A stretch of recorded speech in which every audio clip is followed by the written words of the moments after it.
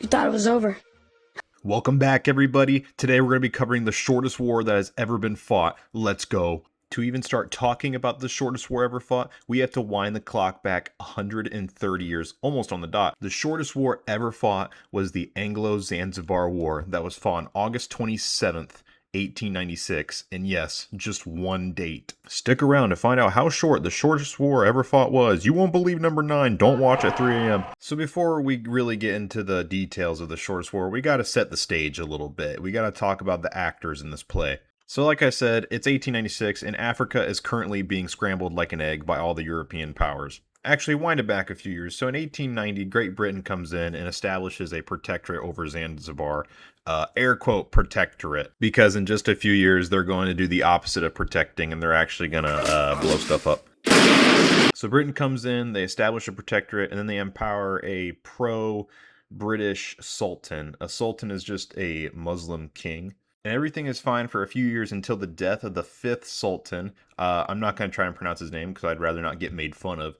But he dies, and then the son of the 2nd Sultan, insert name here, takes over the palace and declares himself a new ruler, despite the wishes of the British who wanted this guy to be the next Sultan. So Britain is obviously a little annoyed that this guy just came in and is kind of going against their interests. So they tell them, hey, you have until 9 o'clock on August 27th to leave and tell all your dudes to stand down, or else things are going to get bad. So stop pissing me off, or things are going to get nasty.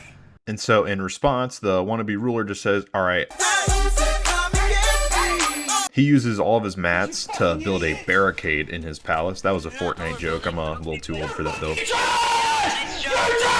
Anyways, he builds a barricade in this palace, and he tells all of his soldiers to just kind of defend him against, the entire British Empire. So before the ultimatum even comes up, there are still messengers coming in and out of the palace talking to this new ruler like, hey, we could still get out of here alive.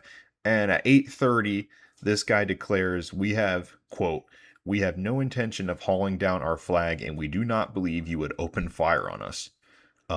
And the British would, but... So before we cover what happened within 2 minutes after the ultimatum expired, let's see what kind of equipment are we dealing with here? Who's got the better edge in this fight?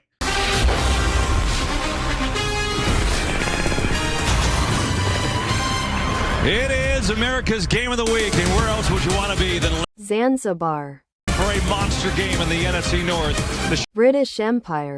Zanzibar. So the home team in this football game is the Sultanate of Zanzibar. The quarterback of this team is the wannabe new ruler. They've got 2,800 players, of which they got 4 artillery, 1 shore battery, 1 royal yacht that was given to them by the British, and then they got 2 boats. And it doesn't specify what kind of boats. It just says 2 smaller vessels, so it could literally be 2 fishing boats, 2, patrol boats, just 2 boats. The away team for this football game is just the casually #1 ranked British Empire. They're pulling up with their quarterback, Harry Rawson, and their backup QB, Lloyd Matthews. And they're bringing 1,050 players and 2 cruisers and 3 gunboats. So at 9:02, these 3 British ships just start bombarding the shit out of the mostly wooden palace. So you can imagine what immediately happened to the defenders and the mentioned palace that was made of wood. Almost immediately, the wannabe sultan and his homies dip, and they leave all of their slaves and loyalists to just defend for them.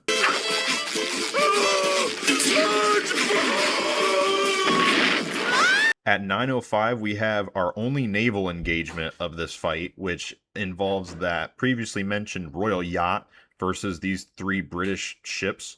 The royal yacht deploys and shoots a few times at these 3 ships and then just gets immediately sunk.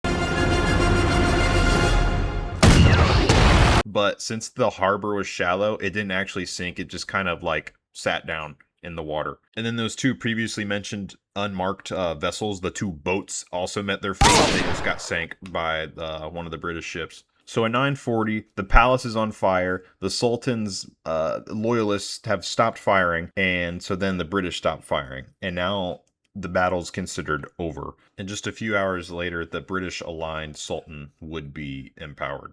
Placed in power, whatever you want to call it. So now let's cover the losses of this really short battle. Wait till you hear this. So let's cover the home team, the Sultanate of Zanzibar. Despite having home field advantage, they end up losing 500 people, including just some civilians, some random civilians.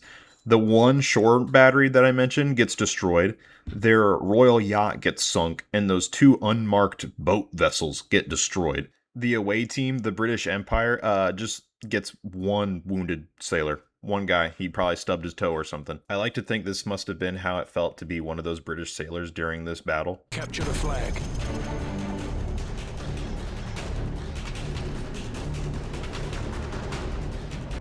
Capture the objective.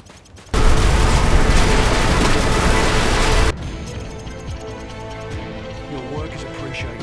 Well done. So this war, yes, it's considered a war, only lasted about 38 to 45 minutes, which means in the amount of time it takes me to go to B-dubs, sit down, order my food, wait for my food, and get my food, and then get my check and leave, this war would have been over with twice by then. But yeah, that's the shortest war ever. Bye.